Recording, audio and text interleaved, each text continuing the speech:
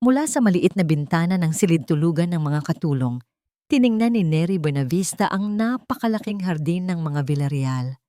Nagningning ang mga ilaw sa paligid, nagpapahiwatig ng isang piging na magsisimula na. Naririnig niya ang mga tawanan at salo-salo ng mga mayayaman, at para sa isang saglit, naramdaman niya ang matinding kirot sa dibdib. Parang isang hiwalay na mundo ang kanilang tinitirhan na malayo sa mundong ginagalawan niya. Nagmamadali si Nery. Kailangan niyang tapusin ang paglilinis bago magsimula ang father-daughter dance sa eskwelahan ni Mayumi. Iyon ang gabing pinakahihintay ng kanyang 10 taong gulang na anak. Pero paano kung walang ama si Mayumi? Paano kung maging katatawanan lang ang anak niya? Napabuntong hininga si Nery.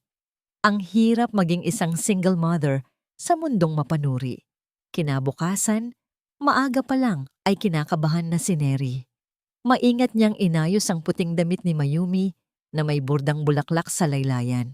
Lumang damit iyon, bigay ng dating amo, pero maingat niyang inalagaan at pinanindigan na parang bagong-bago. Nangangamba ka ba, inay? Tanong ni Mayumi, nakatingin sa salamin. Ngumiti si Nery. Pinilit na itago ang tunay na nararamdaman. Bakit naman ako mangangamba, anak? Ang ganda-ganda mo. Para kang prinsesa. Pero wala akong papa na kasayaw. Malungkot na sabi ni Mayumi, yumuko. Hinalikan ni Nery ang ulo ng anak. Kahit wala si papa mo, nandito naman si inay. At ang importante, magsaya ka. Ipakita mo ang galing mo sumayaw. Nakarating sila sa eskwelahan. Tumambad sa kanila ang isang bulwagan na puno ng magagandang dekorasyon at mga pamilyang buo. May ama at ina. Nakita ni Nery ang iba pang mga bata na masayang nakikipaghalakhakan kasama ang kani-kanilang ama. Naramdaman niya ang pagkirot muli sa kanyang puso. Pinaupo niya si Mayumi sa isang sulok at sinabihan itong huwag lumayo. Si Nery naman ay naghahanap ng pwesto sa likod kung saan hindi siya mapapansin. Doon tahimik siyang nagmamasid sa anak. Nagdarasal na sana'y hindi ito malungkot. Nagsimula ang sayawan. Maraming bata ang masayang lumalabas sa gitna, kasama ang kani-kanilang ama. Si Mayumi ay nakaupo pa rin, halatang nahihiya. Nagtinginan ang mga matron sa paligid. Kawawa naman ang bata. Narinig ni Nery ang bulungan ng isang ina. Wala yatang ama. Napahigpit ang hawak ni Nery sa kanyang bag. Gusto niyang sugurin ang babae at ipagtanggol ang anak. Pero ano ang magagawa niya? Iyon ang katotohanan. Maya-maya, biglang tumayo si Mayumi. Nagulat si Nery. Lumapit si Mayumi sa isang matangkad na lalaking nakaupo mag-isa sa isang mesa. Nakasuot ito ng mamahaling barong Tagalog at mayroong matikas na tindig.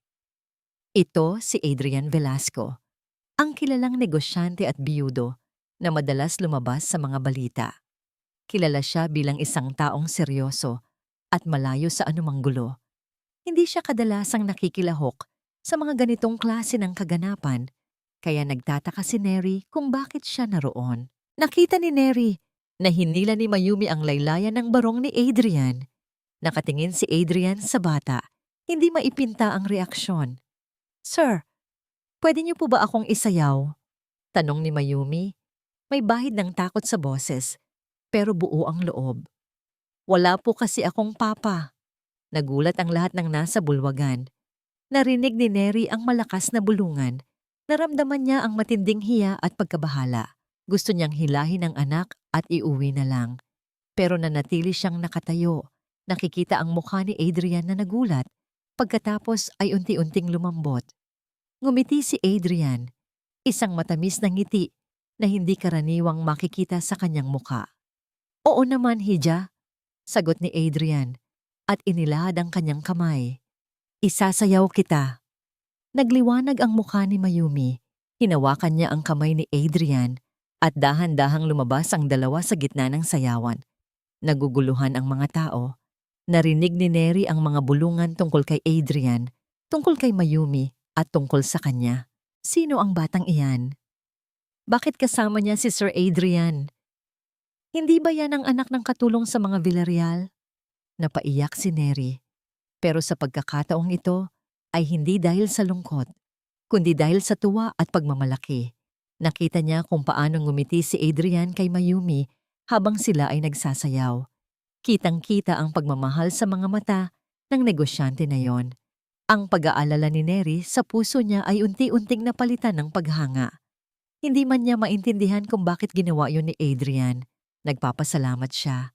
Naramdaman ni Neri na may bumubulong sa kanyang tabi. Hindi ba't ikaw ang nanay ng batang yan? Nilingon niya. Nakita niya si Corazon Villarreal, ang kanyang amo, na nakatayo sa likuran niya. May ngiti sa labi ni Corazon, pero hindi umabot sa mga mata. May lamig sa boses nito. Mag-ingat ka, Neri. Hindi lahat ng tulong ay walang kapalit. Natigilan si Neri. Parang bumalik siya sa realidad mula sa isang panaginip. Naguluhan siya sa sinabi ng kanyang amo. Matapos ang sayawan, hinatid ni Adrian sina Neri at Mayumi pauwi. Tahimik ang biyahe, ngunit puno ng kakaibang damdamin. Nang makababa sila sa tapat ng maliit nilang tirahan, humarap si Adrian kay Neri. "Miss Neri," sabi niya, seryoso ang boses.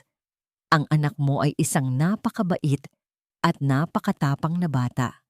Tiningnan ni Neri ang mga mata ni Adrian. Nakita niya ang isang bagay na hindi niya maintindihan, isang uri ng pag-aalala at pagkahanga. At sa mga matang yon, nakita rin niya ang isang anino ng lungkot na parang may malalim na sugat din si Adrian. Naramdaman ni Neri ang isang kakaibang kutob. Hindi niya alam kung ano ang ibig sabihin nito, ngunit ramdam niya na simula na ito ng isang bagay na malaki at magbabago sa kanilang buhay. Kinabukasan, lumipas ang magandang alaala ng sayawan at bumalik ang realidad ng buhay ni Neri. Maaga pa lang ay nasa mansyon na siya ng mga Villarreal, abala sa mga gawain. Pero iba ang pakiramdam niya ngayon. Pakiramdam niya, bawat galaw niya ay binabantayan. Madalas, nararamdaman niyang sinusundan siya ng tingin ni Corazon. Ang mga ngiti nito ay tila matalim na punyal na bumabaon sa kanyang likuran. Alam ni Neri na hindi gusto ng kanyang amo ang anumang koneksyon niya sa mga taong kabilang sa mataas na lipunan, lalo na kay Adrian Velasco. Isang hapon, habang naglilinis siya sa sala, nagulat si Neri nang makita si Adrian Velasco na pumasok sa mansyon. May kasama itong isang abogado at halatang may mahalagang negosasyon. Nandoon din si Corazon at ang asawa nitong si Ginoong Miguel na nakaupo sa sala. Seryoso ang kanilang usapan. Bigla siyang tinawag ni Corazon. "Neri, magdala ka nga ng kape dito para sa aming mga bisita." Nagmamadali si Neri. Pagbalik niya, inilapag niya ang kape sa mesa. Habang nagsasalin, naririnig niya ang pangalan ni Mayumi. "Kakaiba talaga si Adrian," sabi ni Corazon na parang nagpaparinig. Isang seryosong negosyante, pero kinakikipagsayaw sa anak ng katulong. Hindi ba't nakakatawa? Napayuko si Neri. Naramdaman niya ang init sa kanyang pisngi. Pakiramdam niya ay gusto siyang lamunin ng lupa. Tumingin si Adrian kay Corazon. Ang kanyang mga mata ay nanlalamig. Mayumi ay isang napakabait na bata, Corazon. At ang kabaitan, walang pinipiling estado sa buhay. Natigilan si Corazon at napilitang ngumiti. Ngunit ang mga mata nito ay nanatiling matalim na parang babala kay Neri. Simula noon, mas naging madalas ang pagbisita ni Adrian sa kanila. Hindi direkta, kundi sa pamamagitan ng pagpapadala ng mga libro para kay Mayumi o kung minsan ay nagiiwan ng simpleng prutas sa guardhouse para sa mag-ina.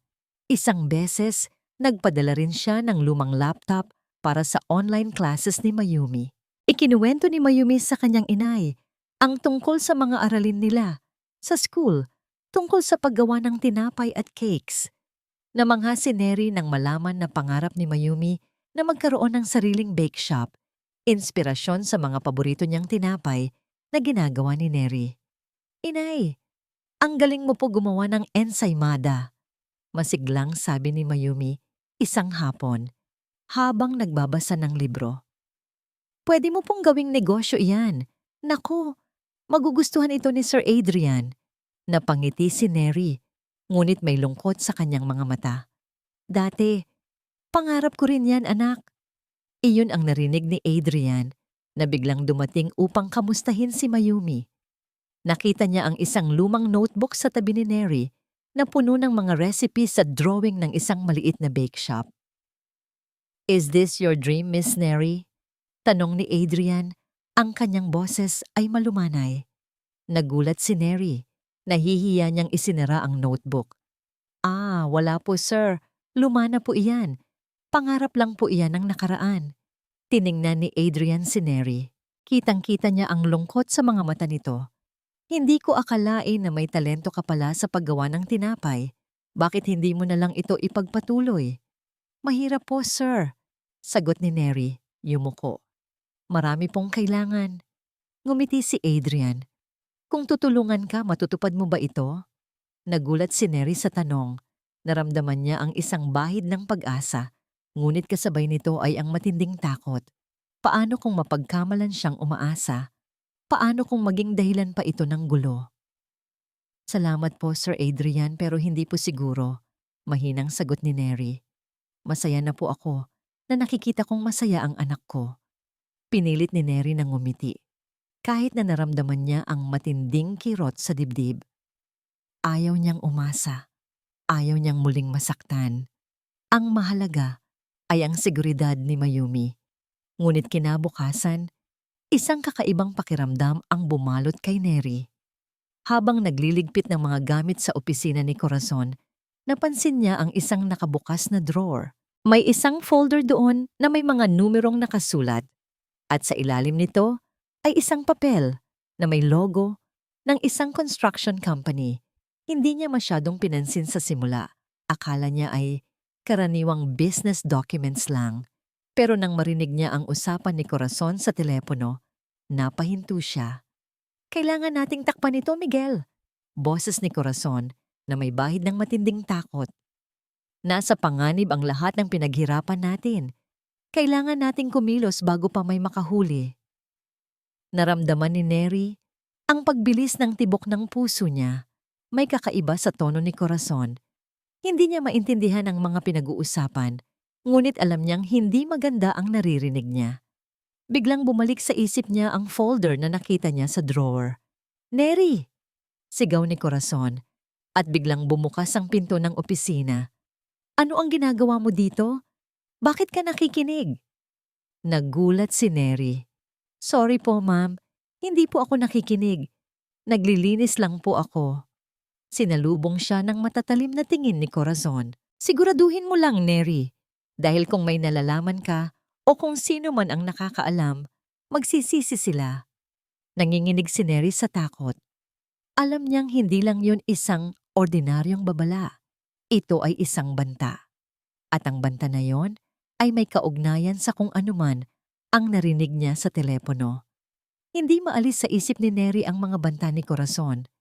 Ang bawat sulyap ng kanyang amo ay tila isang babala. Ngunit sa gitna ng takot, mayroong isang sinag ng pag-asa. Si Adrian. Isang araw, muling nagpakita si Adrian sa kanila. Hindi sa mansyon, kundi sa simpleng bahay tuluyan ni Neri. May dalang mga gamit sa pagbe-bake, mula sa oven hanggang sa iba't ibang uri ng flour at asukal. "Miss Neri, seryoso ako sa sinabi ko," ani Adrian, nakangiti. "Simulan mo na ang iyong pangarap. Tutulungan kita." Naramdaman ni Neri ang init sa kanyang puso. Ang kanyang pangarap na matagal nang nalibing sa ilalim ng mga responsibilidad ay tila muling nabuhay. Ngunit kasabay nito ay ang matinding pag-aalinlangan. Paano kung maging pabigat lang siya? Paano kung ito ay maging sanhi ng mas malaking gulo? "Salamat po, Sir Adrian." Mahina niyang tugon, yumuko. "Pero hindi ko po yata kaya. Malaki po ang gastos at..." Huminto siya. Ang totoo, natatakot siyang muling umasa. Natatakot siyang masaktan. Tiningnan siya ni Adrian. May bahid ng lungkot sa mga mata. Walang hindi kaya kung gugustuhin mo, Neri. Huwag kang matakot. Ngunit nagmatigas si Neri. Patawad po, sir. Hindi po siguro talaga para sa akin ang mga bagay na ganyan. Ang bawat salitang lumabas sa kanyang bibig ay parang kutsilyo na humiwa sa kanyang sariling pangarap. Masakit, ngunit pakiramdam niya ay iyon ang tama. Iyon ang mas ligtas para sa kanya at kay Mayumi. Naiintindihan ni Adrian ang takot sa mga mata ni Neri. Hindi na siya nagpumilit, ngunit iniwan niya ang mga gamit sa pagbebake. Kapag nagbago ang isip mo, nandyan lang yan. Sabi niya bago umalis, may pag-asa pa rin sa kanyang tinig. Pagkaalis ni Adrian, naramdaman ni Neri ang panghihinayang. Niyakap siya ni Mayumi. Inay, bakit niyo po tinanggihan si Sir Adrian? Ang ganda po sana ng mga gamit sa bake shop. Niyakap din ni Neri ang anak. Masyado pang maaga, anak. Saka na lang. Ngunit ang saka na lang ay hindi na dumating. Kinabukasan tumawag si Corazon kay Neri sa kanyang opisina. Nakatingin siya kay Neri. Ang kanyang mga mata ay matatalim. Parang lawin na nakatingin sa kanyang biktima. Neri, hindi ako tanga, sabi ni Corazon. Ang boses ay kalmado, ngunit may nakatagong puot. Alam kong may gusto kang malaman tungkol sa mga usapan ko. At alam ko rin na ginagamit mo si Mayumi para lapitan si Adrian Velasco. Nanlaki ang mga mata ni Neri. Hindi po totoo yan, ma'am. Wala po akong masamang intensyon. Tumawa si Corazon, isang malamig na tawa. Wala? Ang isang hamak na katulong ay akala mo ay makakasabay sa amin? Hindi mo ba alam ang lugar mo, Neri? Ang mga tulad ninyo ay mananatiling mahirap at ang mga tulad namin ay mananatiling nasa itaas. Nagnginggit-angit si Neri sa galit, ngunit pinigilan niya ang kanyang sarili. Hindi niya kayang makipag-away sa kanyang amo. At dahil sa pagtatangka mong sirain ang reputasyon ko, patuloy ni Corazon, kailangan mong matuto ng leksyon. Maya-maya, narinig ni Neri ang malakas na sigaw ni Corazon mula sa master's bedroom. Magnanakaw! May nawawala sa akin. Ang aking kwintas, ang aking mamahaling hikaw. Nagmadali ang lahat ng katulong at security guard papunta sa silid. Lumabas si Corazon, umiiyak, at diretsong itinuro si Neri. Si Neri, siya ang huling nakita kong pumasok sa silid ko. Sigurado akong siya ang kumuha. Sigaw ni Corazon. Nagulantang si Neri. Hindi po, ma'am. Hindi po ako. Wala po akong ginagawang masama. Ngunit huli na ang lahat. Sinalubong siya ng mga matatalim na tingin ng mga kapwa katulong ng mga security guard. Wala ni isa sa kanila ang nagtiwala sa kanya. Halughugin ang gamit niya, utos ni Corazon. Puno ng galit. Hindi makagalaw si Neri. Pakiramdam niya ay nanlamig ang buong katawan niya. Hinanap ng mga security guard ang kanyang maliit na bag. At doon, sa ilalim ng kanyang wallet, nakita nila ang mamahaling kwintas at hikaw ni Corazon. Nagsimulang magbulungan ang mga tao. Ang mga tingin nila ay puno ng pagkamuhi at paghamak. Wala kang hiya, Neri, sigaw ni Corazon. Hindi ka lang magnanakaw, sinungaling ka pa. Ngayon, lisanin mo ang mansyon ko.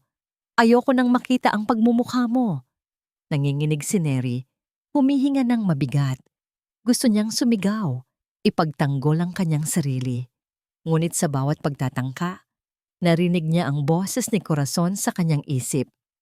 Kung may nalalaman ka, o kung sino man ang nakakaalam, magsisisi sila. Narinig niya ang boses ni Mayumi, ang kanyang anak. Hindi niya pwedeng ilagay sa panganib ang kinabukasan ng kanyang anak. Pinilit ni Neri na huwag umiyak. Pinilit niyang maglakad ng matuwid, kahit na nanginginig ang kanyang mga tuhod. Lumabas siya ng mansyon sa gitna ng malakas na pagbuhos ng ulan. Ang bawat patak ay tila luha ng langit. Ang bawat patak ay tila naghuhugas sa kanyang karangalan. Pagdating niya sa labas ng eskwelahan ni Mayumi, nakita niya ang anak. Naghihintay sa ilalim ng puno. Basang-basa si Mayumi sa ulan at mayroong matinding lungkot sa kanyang mukha. Tiningnan niya si Neri. Ang kanyang mga mata ay nagtatanong. Naramdaman ni Neri ang hapdi sa kanyang dibdib. Kailangan niyang manahimik para kay Mayumi. Ngunit sa pagitan ng kanyang labi, mayroong isang salitang gustong lumabas. Bakit? Naglalakad si Neri at Mayumi sa malakas na ulan. Ang bawat hakbang ay mabigat. Tila ba dinala nila ang bigat ng mundo? Nakasiksik si Mayumi sa kanyang inay. Ang kanyang maliit na katawan ay nanginginig sa lamig at takot. Hindi makatingin si Neri sa anak. Paano niya ipapaliwanag ang nangyari? Nakarating sila sa kanilang maliit na silid tuluyan. Madilim at malamig. Kinailangan ni Neri na sindihan ang isang kandila dahil naputulan sila ng kuryente. Ang nagliliyab na apoy ay tila sumisimbolo sa kanyang kalooban, naglalagablab sa galit, sakit at kawalang pag-asa. Inay, ano po ang nangyari? Mahinang tanong ni Mayumi. Ang kanyang boses ay nanginginig. Bakit po tayo umalis doon? Hindi na po ba tayo babalik sa mansyon? Niyakap ni Neri ang anak. Hindi niya napigilan ang pagtulo ng kanyang mga luha. Hindi na, anak. Hindi na tayo babalik doon. Pero inay, nagsimulang umiyak si Mayumi. Dahil po ba sa akin? Dahil po ba sa pagsasayaw ko kay Sir Adrian?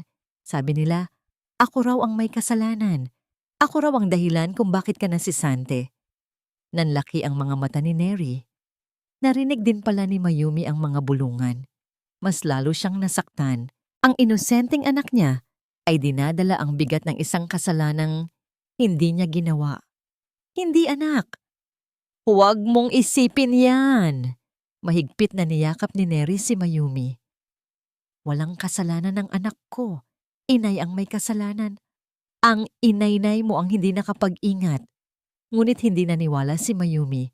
Pero inay, kung hindi po ako sumayaw kay Sir Adrian, hindi po sana magagalit si Ma'am Corazon. Hindi po sana tayo aalis. Sorry po, inay. Sorry po. Ako po ang may kasalanan. Umiyak si Mayumi ng malakas at doon nawasak ang puso ni Neri. Ang kanyang munting anghel ay nagdurusa dahil sa kasinungalingan. Wala siyang magawa kundi yakapin ang anak, hayaan ang mga luha na dumaloy sa kanyang pisngi at manahimik. Kinabukasan, mas lalong naging mahirap ang kanilang buhay. Naghahanap si Neri ng trabaho, ngunit sa bawat pinto na kanyang katukin, bumabalik ang balita tungkol sa kanya. Ang mga mata ng mga tao ay puno ng pagdududa at paghatol. Magnanakaw ka raw? Tanong ng isang amo at padabog na isinara ang pinto. Hindi po totoo yan, pakiusap ni Neri. Pinagbintangan lang po ako, ngunit walang naniwala. Ang pangalan ni Neri Buenavista ay nasira, hindi lang sa mansyon, kundi pati na rin sa buong komunidad. Isang gabi, habang nagbabasa ng lumang libro si Mayumi sa ilaw ng kandila, may kumatok sa kanilang pinto. Nagulat si Neri. Sino naman kaya ang dadalaw sa kanila sa ganitong oras? Baka si Aling Feli, ang kanilang kapitbahay. Ngunit nang buksan niya ang pinto, nanlaki ang kanyang mga mata. Nakatayo sa labas si Adrian Velasco, may dalang basket ng pagkain at mga gamit sa bahay. Ang kanyang muka ay seryoso at ang kanyang mga mata ay puno ng pag-aalala. Miss Neri, ayos lang ba kayo? Tanong ni Adrian, ang kanyang boses ay malumanay. Narinig ko ang nangyari. Alam kong hindi totoo yon. Natigilan si Neri. Ang mga salitang, alam kong hindi totoo yon, ay parang musika sa kanyang tainga. Sa wakas, mayroong naniwala sa kanya. Sa Sir Adrian, halos hindi siya makapagsalita. Nakita ni Adrian ang maliit nilang silid tuluyan, ang kandila na nagbibigay liwanag. Nakita niya si Mayumi na nakayuko. Hawak ang lumang libro. Naramdaman ni Adrian ang matinding kirot sa kanyang puso. Ang eksenang ito ay nagpapaalala sa kanya ng kanyang nakaraang kalungkutan. Neri, hindi ko ito mapapanood lang. Sabi ni Adrian, ang kanyang boses ay puno ng determinasyon. Hayaan mo akong tulungan kayo. Alam kong mahirap, pero alam kong inosente ka. Ngunit umiling si Neri. Salamat po, Sir Adrian, pero hindi po maaari. Anya, pilit na nagpapakatatag. Hindi ko po gustong madamay pa kayo sa gulo ko. Ayaw ko pong maging pabigat. Mahigpit siyang kumapit sa pader. Ang pagtanggi na iyon ay masakit. Gusto niyang tanggapin ang tulong. Gusto niyang sumandal sa balikat ni Adrian. Ngunit ang takot sa kanya ay mas malaki. Ang takot na makapaminsala siya kay Adrian at ang takot na muling masaktan. Tiningnan ni Adrian si Neri. Ang kanyang mga mata ay puno ng pag-unawa. Naiintindihan niya ang takot at kahihiyan sa kalooban ni Neri. Sige Neri, sabi ni Adrian, pero tandaan mo, hindi ka nag-iisa. Iniwan ni Adrian ang basket ng pagkain at mga gamit at dahan-dahang lumabas. Tiningnan ni Neri ang paalis na likod ni Adrian at pakiramdam niya ay may malaking bagay na nawala sa kanya. Isang pag-asa, isang pagkakataon.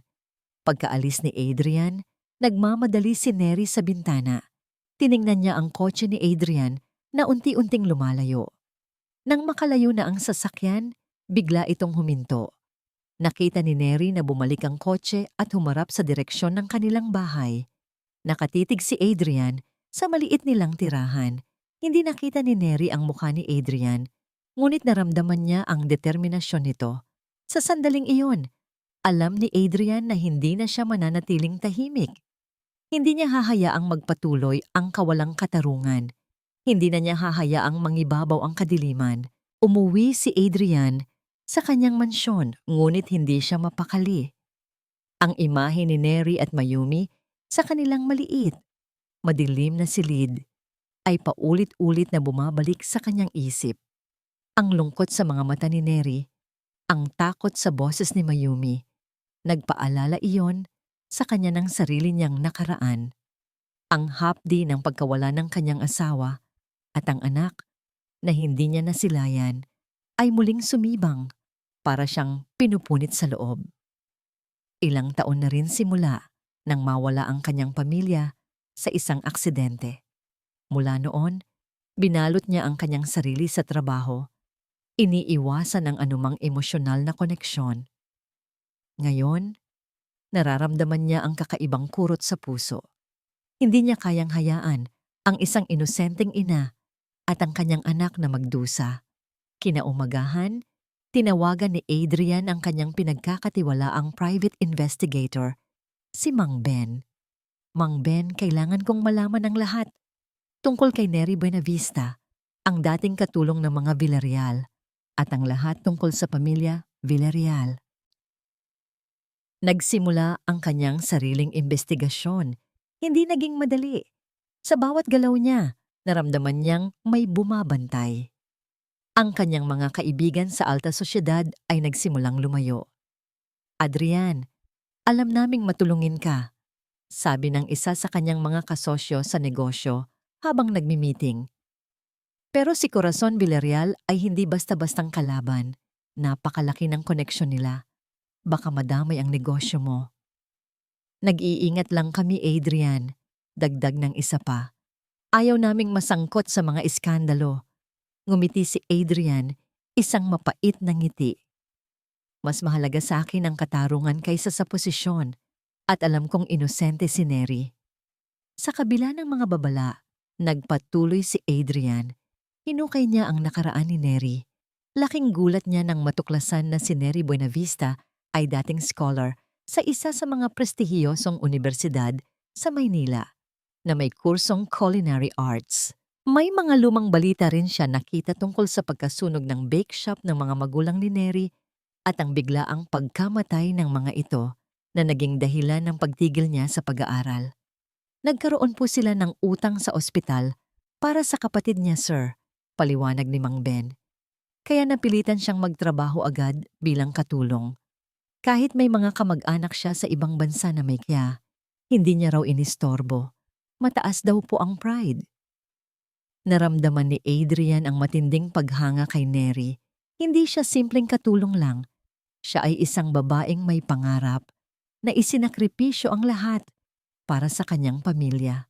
At ngayon, sinisira lang ang kanyang reputasyon. Sinubukan ni Adrian na puntahan ang mansyon ng mga Villarreal sa kunwaring dahilan ng business meeting.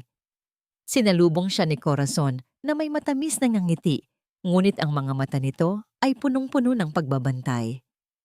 "Sir Adrian, ano po ang sadya ninyo?" Tanong ni Corazon na para bang walang nangyari. "May mga kailangan lang akong i-follow up, Corazon," sagot ni Adrian. Kalmado ang boses. Habang nag-uusap, maingat siyang nagmamasid sa paligid. "Alam kong interesado ka sa kaso ni Neri," sabi ni Corazon. Hindi na nagpaligoy-ligoy pa. "Huwag ka nang mag-aksaya ng panahon. Walang naniniwala sa isang magnanakaw. Naniniwala ako sa katarungan," sagot ni Adrian. Matatag ang kanyang tingin. Ngumiti si Corazon. Isang nga ngiting punong-puno ng paghamak. "Good luck sa paghahanap ng katarungan mo, Adrian. Dahil ang katotohanan ay may iba't ibang bersyon, lalo na kapag may pera." Habang pabalik sa kotse, tinawagan muli ni Adrian si Mang Ben. "Mayroon ka bang nakitang CCTV footage sa mga nakapaligid na establishment sa Villarreal Village nung araw ng insidente?" "Naku sir, doon po tayo nahihirapan," sagot ni Mang Ben. "Mayroong mga CCTV sa guardhouse pero nag-brown out daw po yung buong village ng ilang oras. Pagbalik ng kuryente, nabura na raw po ang footage sa eksaktong oras ng insidente. Mukhang sinadya po." Nagpantig ang tenga ni Adrian. "Brownout? Nabura ang footage? Hindi na ito basta aksidente. Ito ay may sabuatan." Habang nagmamaneho pa uwi, naramdaman ni Adrian ang bigat ng laban na kanyang kinakaharap. Napakakapangyarihan ng mga Villarreal. Naguguluhan siya sa kung ano pa ang susunod na hakbang. Ang mga anino ng kanyang sariling nakaraan. Ang pakiramdam ng kawalang kapangyarihan, nang mawala ang kanyang pamilya, ay muling bumalik. Hindi niya kayang ipagsapalaran ng lahat. Ngunit nang makita niya ang larawan ni Mayumi sa kanyang dashboard, nakangiti. Naalala niya ang pangarap ni Neri. Naalala niya ang kabaitan ng bata. Hindi siya pwedeng sumuko. "Sir, may isa pa po akong nakita," dagdag ni Mang Ben sa telepono. "May isang security guard po ang biglang nag-resign kinabukasan ng insidente at hindi na po makita." Napatigil si Adrian. Ang bigla ang pagkawala ng security guard. Nag-brown out. Ang pagbura ng footage. Unti-unti, nagkakaroon ng linaw ang lahat. "Hanapin mo ang guard na yon, Mang Ben." Utos ni Adrian. Matigas ang boses. Siya ang susi. Lumipas ang mga araw at lalong humigpit ang hawak ni Adrian sa kaso. Ngunit kasabay nito ay ang pagtaas ng presyon mula sa paligid.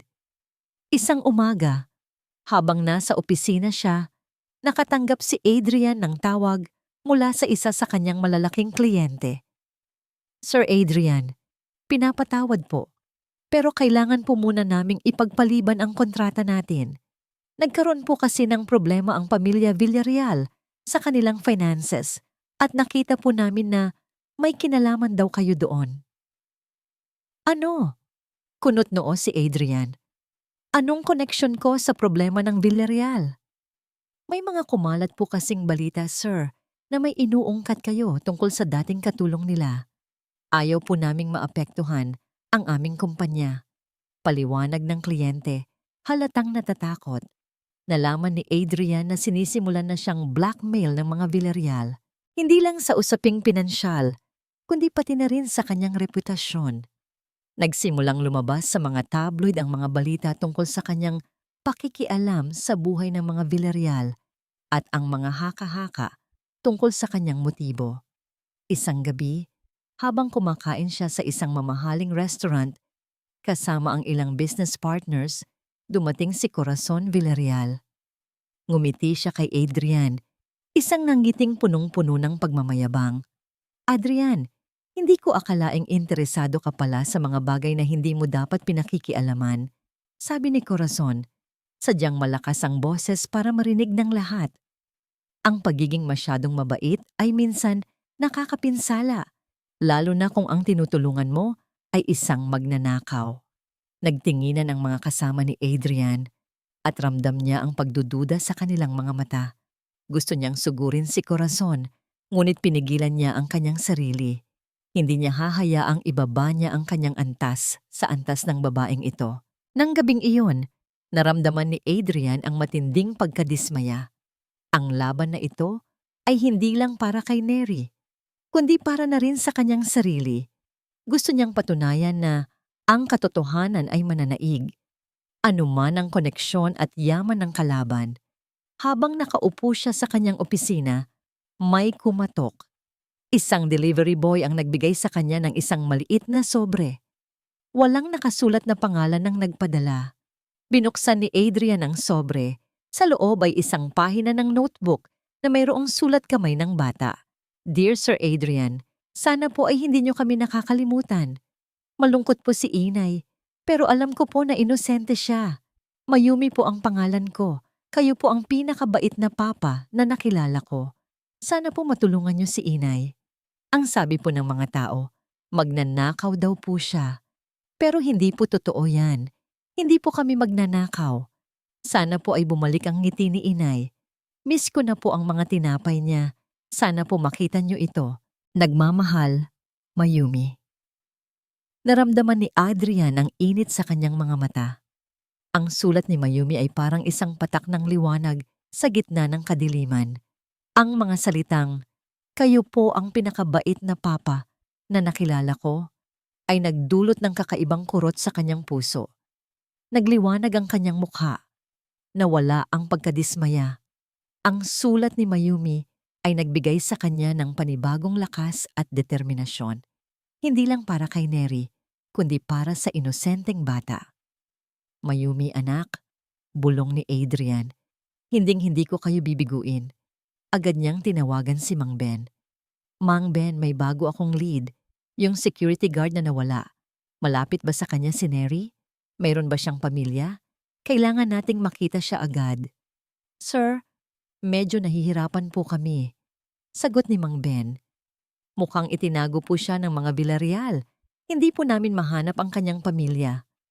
Naramdaman ni Adrian ang kaba. Ibig sabihin, nagtatago nga ang security guard.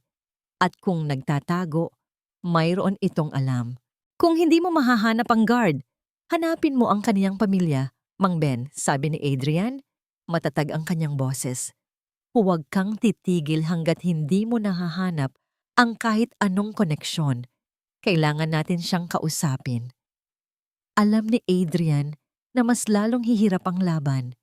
Pero sa bawat sulat ni Mayumi, sa bawat ngiti ng bata, sa bawat luha ni Neri, mas lalong lumalakas ang kanyang loob. Hindi na ito personal na laban.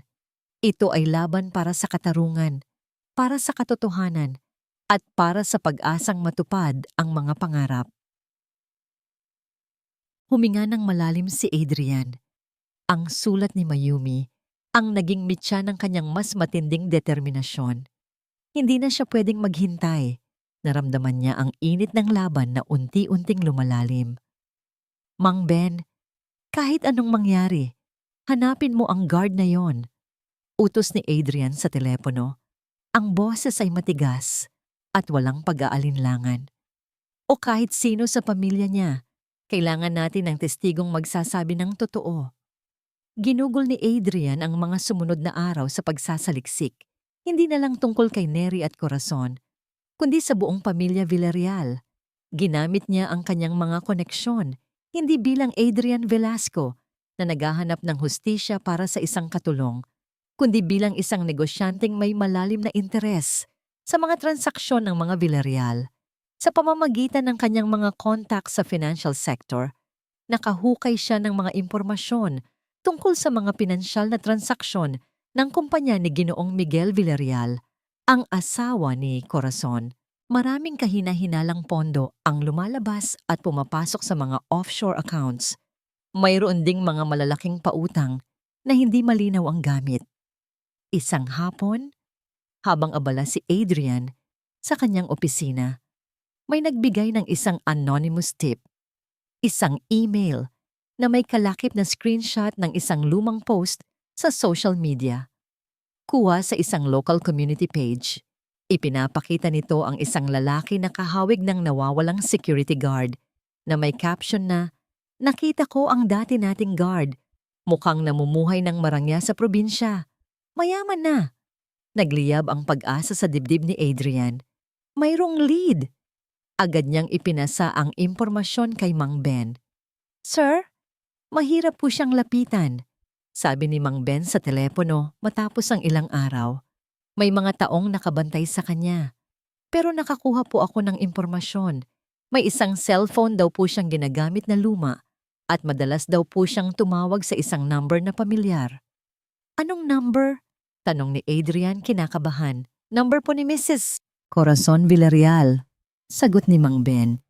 Mukhang regular po silang nag-uusap. Nagpantig ang tenga ni Adrian. Ito na nga. Ang missing security guard, na ngayon ay namumuhay ng masagana, ay nakikipag-ugnayan kay Corazon.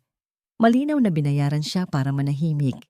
Naisip ni Adrian na kailangan niyang makapasok sa mansyon ng mga Villarreal.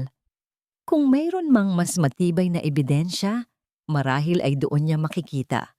Kinaumagahan, gumawa si Adrian ng paraan para makapasok sa mansyon sa pamamagitan ng pagpapanggap na mayroon silang kailangan resolbahan sa isang kontrata. Hindi nagtagal, umalis si Corazon para sa isang emergency meeting sa club. Ang asawa naman nitong si Miguel ay nasa kanyang opisina. Lihim na nagpunta si Adrian sa opisina ni Corazon. Maingat niyang sinuri ang bawat sulok, bawat drawer.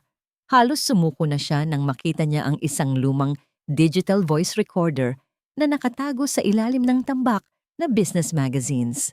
Sana ay may lamang ito, bulong niya sa sarili, habang ikinokonekta ito sa kanyang laptop. Dahan-dahan, nagsimulang tumugtog ang recording. Crackling sound. Corazon. "Ano ka ba, Miguel? Bakit hindi mo nalang itago ang mga dokumento na yan? Kapag nalaman nila ang tungkol sa project na yan, malalagot tayo." Miguel. "Hindi ko alam, Corazon. Ang dami nang nakakaalam. At ang katulong na yon, nakita niya ako kanina sa opisina, nakatingin sa folder. Mukhang may nalalaman na siya. Corazon. Ang walang kwentang katulong na yan? Huwag kang mag-alala. Ako ang bahala sa kanya. Sisiguraduhin kong hindi siya makakapagsalita. At kailangan nating burahin ang lahat ng traces, lalo na ang footage sa camera. Miguel, hindi tayo pwedeng magkamali, Corazon. Ang laki ng involved dito. Pera ng bayan yan. Malaking kaso ito kung malalaman nila. Dapat talaga hindi nating inabot ang pondo sa hindi natapos na project." Naramdaman ni Adrian ang matinding galit at pagkabigla. Hindi lang pala isang simpleng pagnanakaw ang pinag-uusapan. Mayroong mas malaking anomalya sa likod ng lahat ng ito.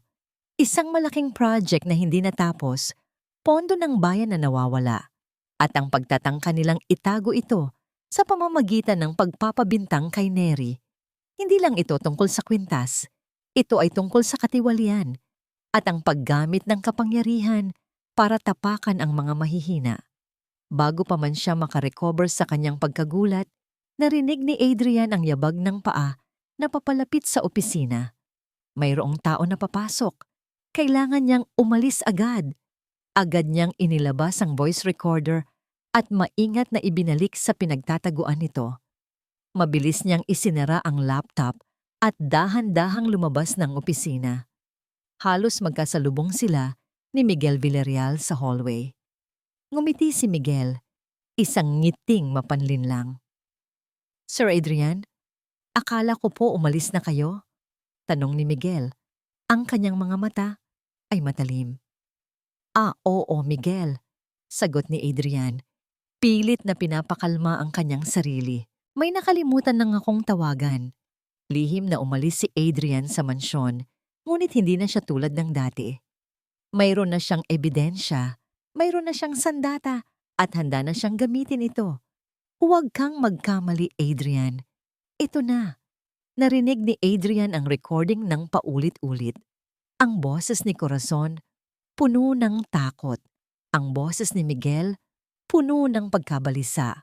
Ang mga salitang project, pondo ng bayan, hindi natapos, at camera footage, napakalinaw na ebidensya ng malawakang katiwalian. Naramdaman ni Adrian ang matinding galit. Hindi lang pala si Neri ang biktima. Maraming tao ang posibleng apektado ng korupsyon ng mga Villarreal. Hindi na ito personal na laban. Ito ay laban para sa hustisya. Agad siyang tinawagan si Mang Ben. Mang Ben, kailangan natin ng tao sa IT.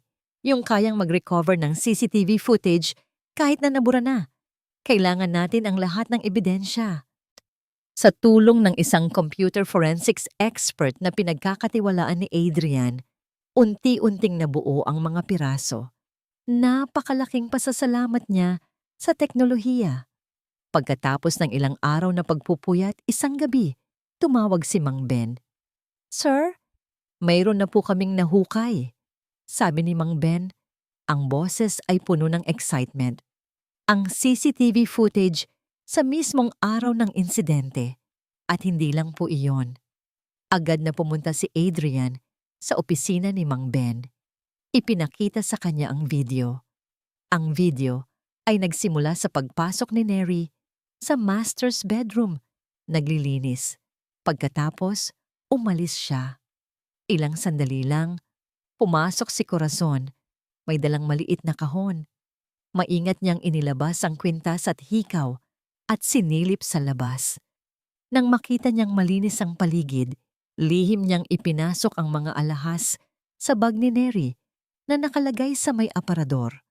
Pagkatapos ay mabilis siyang lumabas. Ilang minuto lang, narinig na ang malakas na sigaw ni Corazon tungkol sa nawawalang mga alahas. Nangingit-ngit si Adrian sa galit habang pinapanood ang bawat segundo ng video. Ang kabangisan ni Corazon, ang kalinawan ng kanyang panloloko. Ngunit hindi pa doon natatapos ang video. Sa isang mas nakakagulat na bahagi, ang camera ay nagpatuloy sa pag-record.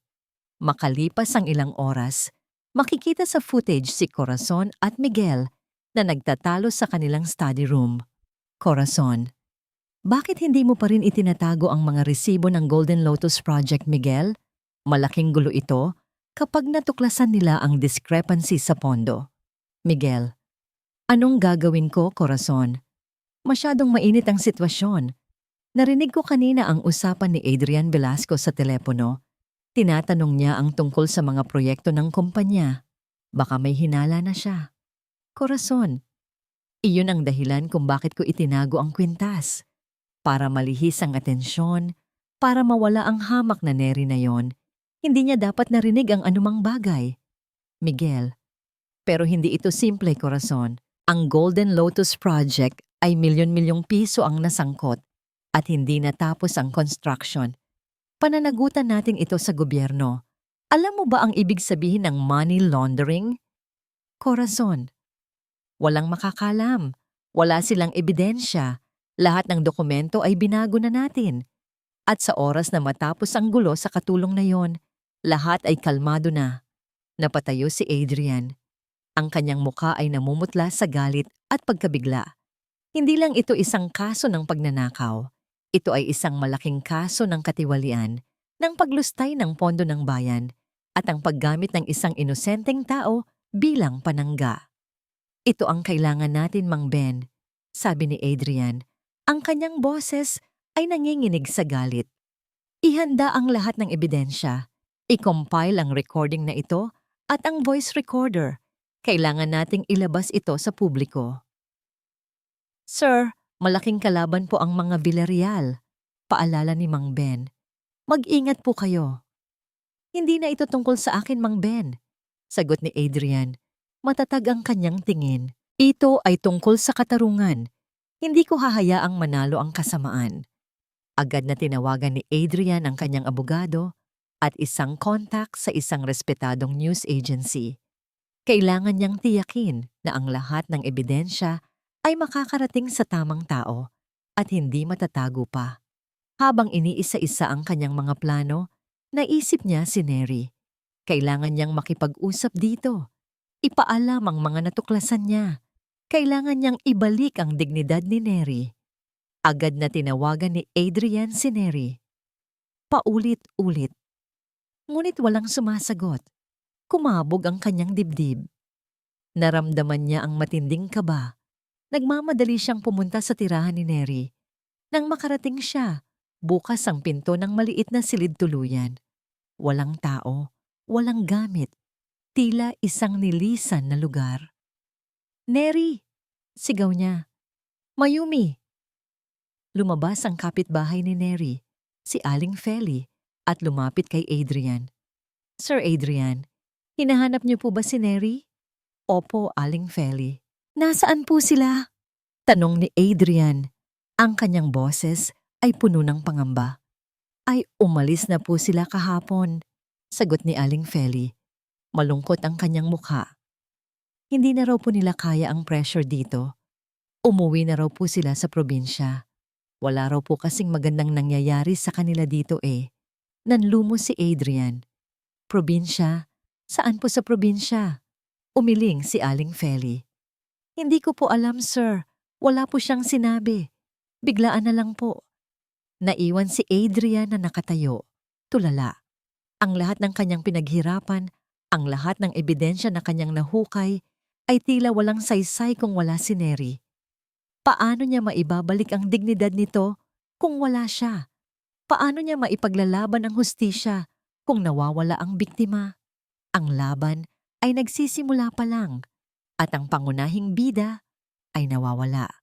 Sa liblib na bayan ng Bicol, sa isang maliit na kubo na nakatayo sa gitna ng bukirin, naghahanap ng kapayapaan si Neri at Mayumi.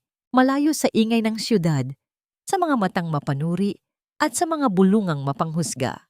Dito, kasama ang kanyang tiyahin, inakala ni Neri na unti-unti nang maghihilom ang kanyang mga sugat. Ngunit ang bawat simoy ng hangin, bawat tanaw, sa malawak na bukirin, ay tila nagpapaalala sa kanya ng kanyang nawawalang karangalan, ng kanyang nasirang pangarap, at ng malaking pagkabigo sa mata ng kanyang anak. Si Mayumi, sa kabila ng pagiging bata, ay hindi na gaanong masigla. Madalas siyang nakatulala at ang kanyang mga ngiti ay bihira na.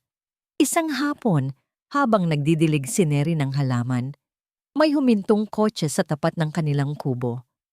Bumaba si Adrian Velasco. Ang kanyang mukha ay seryoso, ngunit may bahid ng pag-aalala. Napatigil si Neri. Ang puso niya ay kumabog ng mabilis.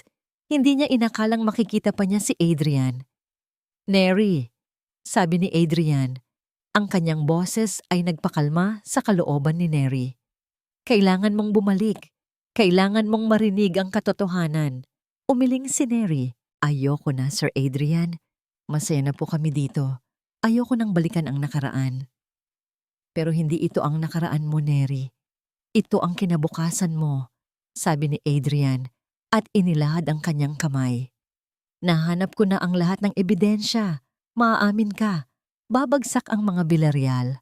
Nag-aalangan si Neri. Natatakot siyang muling umasa. Ngunit nang makita niya ang pag-asa sa mga mata ni Adrian at nang marinig niya ang mga salitang babagsak ang mga Villarreal, naramdaman niya ang kakaibang lakas. Ito na ang pagkakataon niya. Ang pagkakataon para sa kanyang karangalan at para kay Mayumi. Kinaumagahan, bumalik sila sa Maynila. Hindi na sa dati nilang tirahan, kundi sa isang maliit ngunit maaliwalas na kondominium na inihanda ni Adrian. Doon, ipinaliwanag ni Adrian ang lahat. Ipinakita niya ang recovered CCTV footage, ang voice recording, at ang mga financial documents na nagpapatunay sa malawakang katiwalian ng mga Villarreal. Nanginginig si Neri habang pinapanood ang video ni Corazon na lihim na naglalagay ng alahas sa kanyang bag. Naramdaman niya ang matinding galit, ngunit kasabay nito ay ang paglaya. Sa wakas, malalaman ng lahat ang totoo. Makalipas ang ilang araw, isang press conference ang inorganisa ni Adrian. Ginanap ito sa isang malaking hotel at dumalo ang maraming media outlets. Si Adrian ang unang nagsalita. Matatag at malinaw ang boses. "Narito po ako ngayon upang ibunyag ang katotohanan sa likod ng kaso ni Miss Neri Buenavista panimula ni Adrian, at ang mas malalim na katiwalian na kinasasangkutan ng pamilya Villarreal. Nagsimulang umugong ang bulwagan. Ipinakita ni Adrian ang CCTV footage, ang voice recording, at ang mga kopya ng financial documents. Ang bawat ebidensya ay parang bomba na sumabog sa mukha ng mga Villarreal. Nandoon din si Corazon at Miguel Villarreal, nakaupo sa harap. Ang kanilang mga mukha ay namumutla sa gulat at galit. Nang makita nila ang video, halos himatayin si Corazon. "Hindi totoo yan. Gawa-gawa lang yan." Sigaw ni Corazon. Pilit na ipinagtatanggol ang kanyang sarili. "Pinagbibintangan lang kami. Si Adrian Velasco ang utak ng lahat ng ito." Ngunit huli na ang lahat. Malinaw ang ebidensya. Ang lahat ay nakakita sa kamera. Pagkatapos ni Adrian, lumabas si Neri. Ang kanyang puso ay kumakabog ng malakas. Hawak niya ang kamay ni Adrian at binigyan siya nito ng isang nangiting nagpapalakas ng loob. "Ako po si Neri Buenavista." Panimula niya, nanginginig ang boses. "Ako po ang pinagbintangan na magnanakaw. Ako po ang inalisan ng trabaho, ng reputasyon, at ng pag-asa. Ngunit ngayon, alam ko na ang totoo. Ako po ay inosente." Nagsimulang umiyak si Neri, ngunit sa pagkakataong ito ay hindi sa lungkot, kundi sa paglaya. Isinalaysay niya ang kanyang buong karanasan, mula sa pagiging katulong hanggang sa pagkakadawit sa kasinungalingan. Sa bawat salita, mas lalong naintindihan ng publiko ang kanyang paghihirap. Nagpalakpakan ang mga tao. Naramdaman ni Neri ang matinding ginhawa. Ang kanyang karangalan ay muling nabalik. Ang mga balita ay kumalat na parang apoy. Ang mga Villarreal, mula sa pagiging respetadong pamilya, ay naging mga tampulan ng kahihiyan. Ang kanilang mga negosyo ay nagsimulang bumagsak. Si Miguel ay inaresto dahil sa mga kasong katiwalian at money laundering. Si Corazon naman ay kinasuhan ng false accusation at obstruction of justice. Nang gabing iyon, habang magkasama sina Neri, Mayumi at Adrian sa bagong kondominium, tahimik silang kumakain. Ang nangiti ni Mayumi ay muling bumalik. "Salamat po, Sir Adrian," sabi ni Neri. Ang kanyang mga mata ay puno ng pasasalamat. "Hindi ko po alam kung paano ko kayo pasasalamatan." Tiningnan ni Adrian si Neri. "Neri, wag mo akong pasalamatan. Ito ay laban mo. Ako lang ang naging instrumento." May bahid ng lungkot sa kanyang boses. "Patawad, Neri. Patawad dahil matagal akong naging bulag sa mga nangyayari sa lipunan. Patawad dahil naging bahagi ako ng sistema na nagpahirap sa inyo." Niyakap ni Neri si Adrian. Sa yakap na yon, naramdaman niya ang pag-unawa, ang pagpapatawad, at ang simula ng isang bagong pag-asa. Bumalik ang buhay ni Neri. Hindi na siya isang katulong na may bahid ng kahihiyan. Ngayon, siya ay isang inosenteng babae na nakipaglaban para sa kanyang karangalan at nanalo. Ngunit ang mga sugat ng nakaraan ay hindi agad naghihilom. Sa loob ng ilang linggo, unti-unting lumabas ang mga balita tungkol sa katiwalian ng mga Villarreal. Maraming proyekto ang natuklasang hindi natapos at milyon-milyong piso ang nalustay. Ang pangalan ng pamilya na dating simbolo ng kapangyarihan at yaman ay naging kasing kahulugan ng korupsyon. Si Corazon at Miguel Villarreal ay nakulong. Ang kanilang imperyo ay gumuho. Para kay Neri, ang laban ay hindi pa tapos. Ang pagharap sa trauma, ang pagpapatawad sa sarili, at ang pagtanggap sa bagong simula ay mas mahirap kaysa sa gahanap ng katarungan. Ngunit sa kanyang tabi ay si Adrian. Isang hapon, habang abala si Neri sa pagluluto ng paboritong adobo ni Mayumi, lumapit si Adrian. "Neri," sabi niya, malumanay ang boses. "May gusto sana akong sabihin sa'yo." Umupo si Adrian sa tabi niya. Tiningnan niya si Neri at sa kanyang mga mata, nakita ni Neri ang kalungkutan at sinseridad. Matagal na akong bulag, Neri. Panimula ni Adrian. Bulag sa mga paghihirap ng kapwa. Nabalot ako sa aking sariling kalungkutan at yaman, kaya hindi ko nakita ang mga nangyayari sa paligid. Ang kwento mo, ang lakas mo, ang pagmamahal mo kay Mayumi. Nagbukas iyon ng mga mata ko. Niyakap niya si Neri. Patawad, Neri. Patuloy niya. Patawad kung matagal akong walang pakialam. Kung dati ko pa sana ginamit ang aking kakayahan, marahil hindi mo na kailangang dumaan sa lahat ng ito. Simula ngayon, hinding-hindi ko nahahayaang may matapakang inosente. Naramdaman ni Neri ang init sa kanyang puso. Ito ang Adrian na tunay na nagbago. Ang Adrian na handang maging mas mahusay na tao. Ngumiti si Neri at tumango. Naiintindihan ko po, Sir Adrian. Ngunit umiling si Adrian. Wag na, Sir Adrian. Tawagin mo akong Adrian. At sana, hayaan mo akong maging bahagi ng buhay niyo ni Mayumi. Hindi lang bilang tagapagtanggol, kundi bilang pamilya. Naramdaman ni Neri ang matinding kaba at tuwa. Ang salitang pamilya ay napakasarap pakinggan. Hindi nagtagal, tinulungan ni Adrian si Neri na simulan ang kanyang pangarap. Isang maliit, ngunit maaliwalas na bake shop ang itinayo sa isang abalang kalsada. Pinangalanan itong Mayumi's Sweet Delights. Ang mga pader ay kulay pastel at ang amoy ng bagong lutong tinapay ay umaalingasaw sa buong lugar. Si Mayumi ang pinakamasaya sa lahat. Araw-araw, pagkatapos ng klase, dumidiretso siya sa bake shop ni Neri. Tumutulong siya sa maliliit na bagay at ang kanyang nanangiti ay parang sikat ng araw na nagbibigay liwanag sa buong lugar. Tinatawag na rin niya si Adrian na Papa Adrian, isang bagay na labis na ikinatuwa ni Adrian. Sa grand opening ng bake shop, napakaraming tao ang dumalo, kasama ang mga kaibigan, pamilya, at maging ang ilang miyembro ng media na sumuporta sa kwento ni Neri. Nakatayo si Neri sa gitna, may suot na apron at ang kanyang mga mata ay nagniningning sa tuwa. Nakasandal si Adrian sa pintuan ng bake shop, pinapanood si Neri. Kitang-kita niya ang pagbabago sa dating katulong. Ang dating mahiyain at takot na Neri ay naging isang matatag at masayang babae.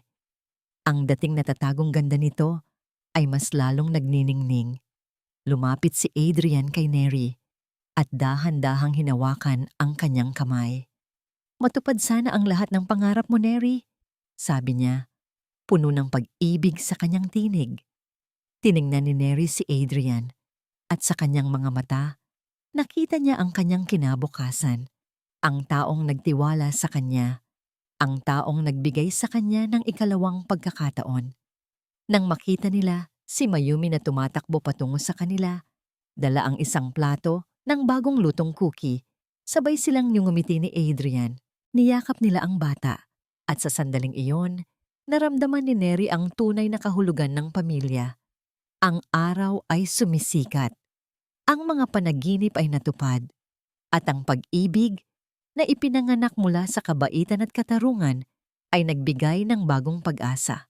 Ang kwento ni Neri ay isang patunay na ang pinakadalisay na kabutihan, gaano man kaliit, ay may kakayahang sirain ang kalupitan ng kawalang katarungan at magdala ng hustisya sa mga taong tapat. At dito nagtatapos ang makabagbag damdaming kwento ni Neri, Adrian at Mayumi. Sa lahat ng aming minamahal na tagapakinig, mula sa kaibuturan ng aming puso, maraming salamat sa inyong paglalakbay kasama namin sa bawat kabanata ng kwentong ito. Ang paglikha ng mundong ito ni Neri, Mayumi at Adrian ay isang napakagandang karanasan. Sa bawat salita, damang-dama namin ang kanilang mga pagsubok, ang kanilang mga luha, at ang kanilang mga mithiin. Naging bahagi sila ng aming puso at umaasa kaming naging bahagi rin sila ng inyo.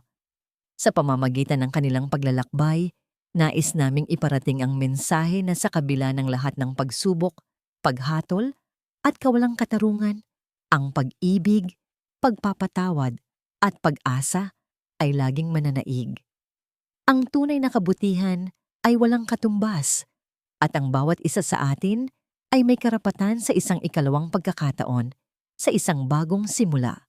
Sana ay naiwan namin kayo ng inspirasyon at pag-asa. Ikinagagalak naming malaman ang inyong mga saloobin at damdamin sa kwentong ito. Huwag po kayong mag-atubiling mag-iwan ng inyong mga komento at ibahagi ang inyong mga natutunan. Hanggang sa muli, maraming salamat po at pagpalain nawa kayo ng may kapal.